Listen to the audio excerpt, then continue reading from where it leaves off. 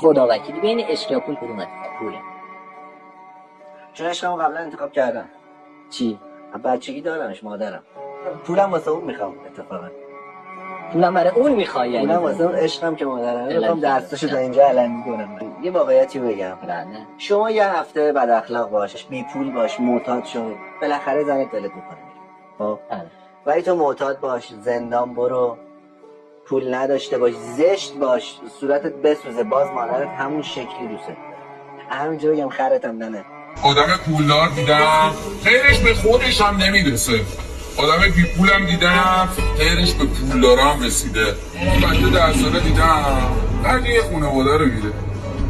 پسر 40 ساله هم دیدم هنوز پول تو جیبشو از ننه باباش میگیره. زن دیدم از مردتر، مردم دیدم از خاله زانکتر.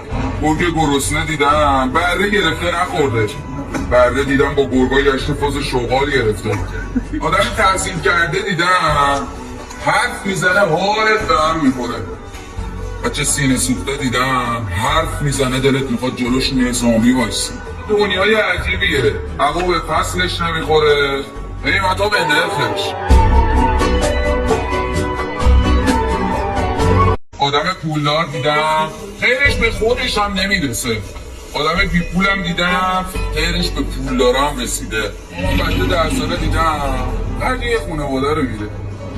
پسر 40 ساله هم دیدم هنوز پول تو جیبشو از ننه باباش میگیره. زن دیدم از مردتر، مردم دیدم از خاله زانکتر. گرگ گرسنه دیدم بره گرفته نخوردش. برده دیدم با گرگا گشت فاز شغال گرفته. آدم تحصیل کرده دیدم حرف میزنه حالت به هم میخوره. بچه سینه سوخته دیدم حرف میزنه دلت میخواد جلوش نظامی وایسی.